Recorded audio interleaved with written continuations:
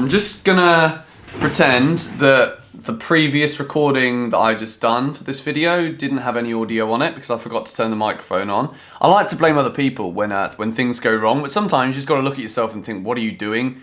You're making a video and you didn't turn your mic on. Well done, George. Nice one, but welcome back today to another video. Got myself a glass of water because, you know, sometimes I do get a little bit agitated when I record these videos. I like to get involved, and it doesn't really do great things for my voice box. I think I probably need to learn a bit more about how to speak properly on camera. I've always spoke really fast. But anyway, welcome back to another video. Today we're going to be doing a five-a-side video. It's going to be a bit different to the regular format of these videos. Usually I watch back the let's call it the 25 to 30 minute game, and I do a live commentary. I watch it back and I commentate live with the players' names and stuff, and you guys see the outcome of my five-a-side league. I'm going to do it differently today. I'm going to just sit here and chat to you guys with you guys watching the highlights from the match as I do it. Drop a thumbs up on the video, drop a like if you think this is a good different way of doing things, or maybe you prefer me doing the live commentary. Let me know in the comments below.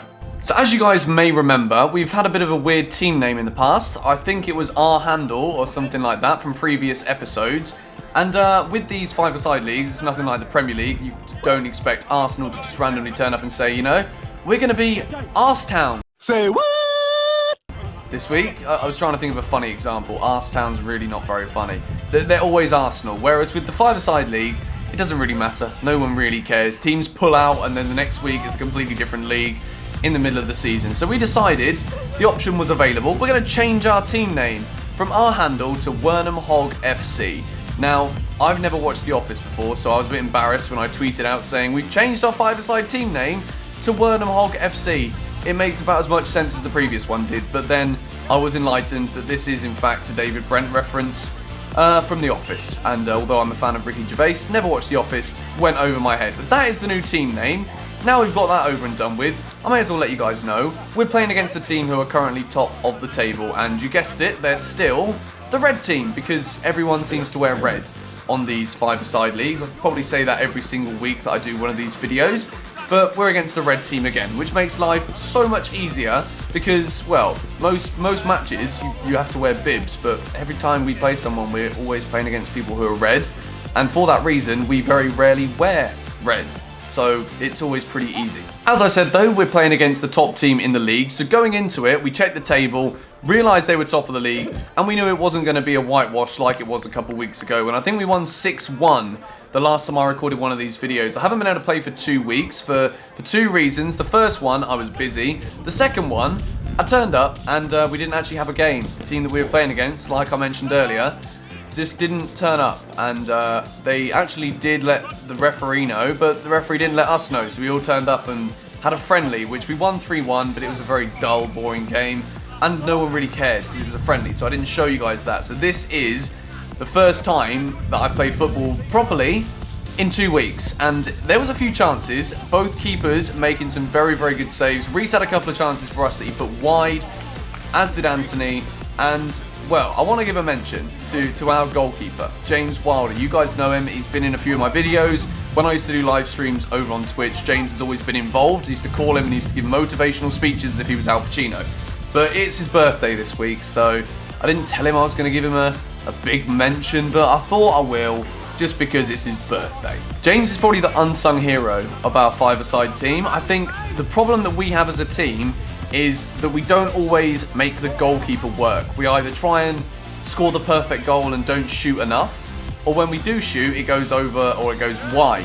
Whereas when we're playing in this five-a-side league, as much as a lot of people in the comments are like, oh, the quality's a bit shit, isn't it? It's not actually that bad, to be honest. And James, countless times every single week, makes some absolutely unbelievable saves. He's a very, very good goalkeeper. He's played at a high standard for quite a long time. I'm just going to insert a clip now that isn't from this match of James on Facebook. This is James's best impression of Jerzy Dudek. He's playing a bit of futsal, I think. And yeah, that's a brilliant save. I just thought I'd give him a mention, particularly as it is his birthday. So there you go, Wilder. Don't say I don't say anything nice about you.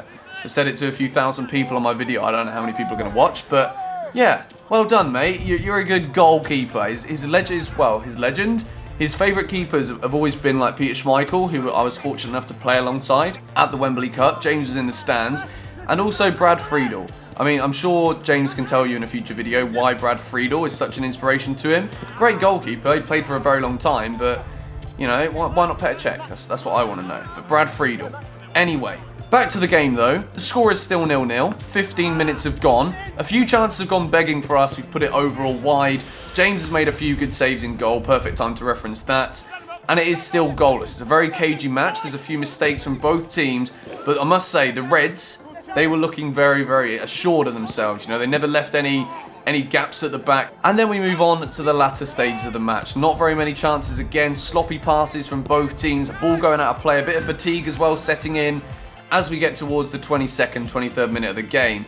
There was a few decisions that the referee made during this match that were, I mean, let's not be too nasty here. They're questionable.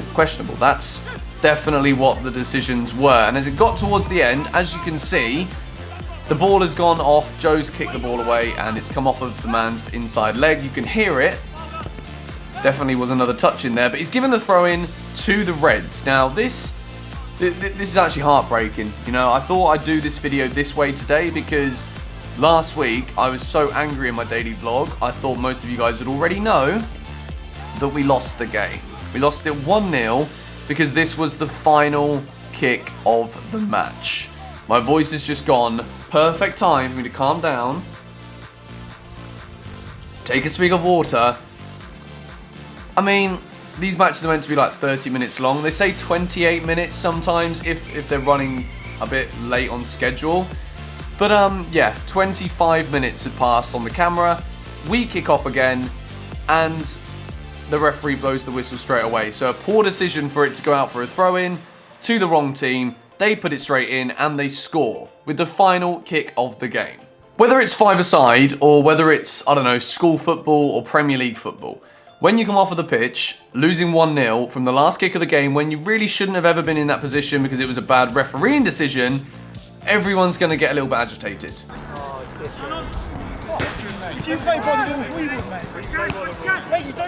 It was frustrating. It was not the result that we felt we deserved. James obviously made a lot of good saves, more saves than their keeper. So you could argue that they did deserve to win. But I think probably 0-0 would have been a fair result. It's the first time I'd have ever played in a 0-0. In five-a-side, played in a 0-0. That didn't sound very great. I mean, it is what it is. We were beaten from the final kick of the football. And it's just a shame. It is a little bit gutting. It's taken me a whole week to actually make this video because every time I tried to do the live commentary, I was just getting angry. I was actually getting angry because that's what it is. It's sport. It's football. No one wants to come off the pitch and lose, but we did. Congratulations to the other team. They were good. You know, they were very organised. They were quick and they had left-footed and right-footed players. So it didn't matter when they were on the ball. They knew what they were doing. And well played. They won 1-0, we lost, and I'm not playing football this week for five-a-side because I'm actually at the Sidemen book launch, which is going to be fun. But next time, I'm hoping that we get the victory. It's coming towards the end of the season, so I think now if the boys can win this week, I'll let you guys know the score on Twitter, then we could still get promoted if we win all of our last remaining matches. But you guys will see in the next five-a-side video exactly what the table looks like. You can see what it looks like now, but yeah, it's tight, it's tough. But yeah, if you guys enjoyed this video, be sure to drop a big thumbs up. Something a little bit different. I thought I'd just do like a chatty, talking to camera video style for this as opposed to the normal live commentaries. Drop a thumbs up if you enjoyed it, and I'll catch you guys next time. Bye.